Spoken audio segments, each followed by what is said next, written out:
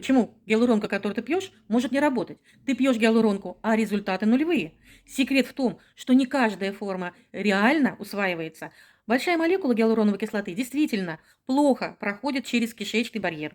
Только низкомолекулярная форма способна всасывать при пероральном приеме. Но даже правильная форма – это еще не гарантия результата. Важно, что ферментная система ЖКТ была активной, не было хронического воспаления слизистой и был нормальный желчаток.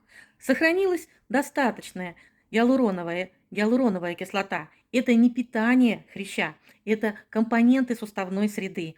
Она удерживает воду и формирует правильную вязкость синовенальной жидкости. Если среда нарушена, даже качественная добавка не даст эффекта. И вот здесь ключевой момент. Проблемы часто не в продукте, а в условиях, в которых он работает. А сохраните и подпишитесь на марафон, там подробно про усвоение гиалуронки и построение полноценной суставной среды.